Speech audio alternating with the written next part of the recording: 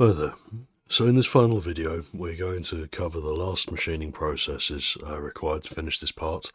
However, in order to do so we need to define a spindle takeover, and that requires that we define some setup stages first.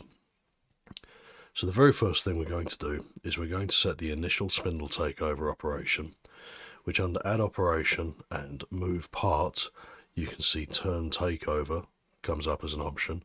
Don't worry about its positioning for now, this is not how it's going to finally be. And we now need to define a setup stage under structure. So in doing so, what the setup stage entails is it will inherit the initial properties of the setup from the root operation, and it allows you to define subsequent setups after the fact as well. So this first one is a direct copy of our initial setup, and the second setup operation that we'll be using will allow us to redefine things like the workpiece setup and the workpiece connector and all of the coordinates relative to that. So we're now going to add a second setup stage, which is now here. So this allows us to subsequently define where the workpiece is going to be in relation to the rest of the machining operations. So for starters, we're going to change the workpiece connector over to the counter spindle, and we're going to move the workpiece relative to its original coordinate system, and I want to move it to about here. Let's move it to -156, so we've got a fairly good grip on that collar there, and we'll click OK here, and we want to set the chuck diameter to 40 because that's the diameter of this part here. So the J2 chuck diameter is now 40. Press return, you can see how that clamps down properly. So that pretty much defines our primary setup for this point. The next thing that we need to do is we are going to start making our second stage actual turning operations. Firstly, we're going to face off this part, and then we're going to do a grooving operation, and then we're going to do a final outer diameter operation. It's predominantly a roughing operation with a finishing pass. So first things first, let's define our facing operation. So go to lathe and lathe facing. And I don't know if you saw it there or not, but it's actually chosen a tool that faces the wrong way for our needs, and it's automatically defined the wrong side for facing because it's tried to inherit those properties. Excuse me. So first thing we're going to do is we're going to change the tool over. So we are going to select a tool out of our tool table that fits, which is tool 12. We're going to select the tool for the operation, and we are also going to go to job assignment now, and we're going to delete this initial definition because it's not right, and we are instead going to select this face and click on facing here, and we can see now how it's got the correct positioning but it doesn't have the correct orientation. So again, we can fix that by clicking on this arrow here. We also want to tell it how much material it's going to be facing off. So under cycle params, I think we're going to set this to probably, let's go with 8mm just to be safe, and we're going to set the pass count to about 6, should be fine. And that looks like it should do a nice clean job of facing off all of that material there. However, there is a slight issue in that the final facing pass will clear off this stub here, but it might be a little bit messy and it might involve some tearing going on there. So what I'm going to do is I'm going to go back to that first drilling operation, and I'm going to push it all the way through the part instead of just having the 3mm over from the drill tip compensation.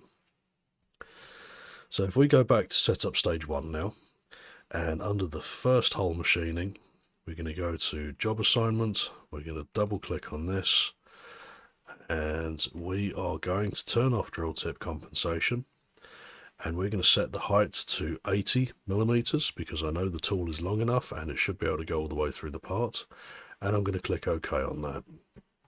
So we're now going to recalculate that job. Give it a second, we can see it's relinked everything properly. We're going to go back to the lathe facing setup now, and we should see, yes, so that's drilled all the way through, which means that we don't have to deal with any kind of overhang or excess material in there. It sounds like a very minor thing, but this is the sort of thing that will stop very loud bangs from happening in your lathe and will also minimize any potential chances of poor machining results. So we're going to generate the toolpath of this current op, and we can see that it seems to do everything that we ask of it. So we're going to very quickly simulate that, and let's quickly run that, and that looks good to me.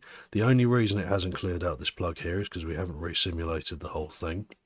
So I'm going to go back to machining, and I'm going to recalculate all of these operations now.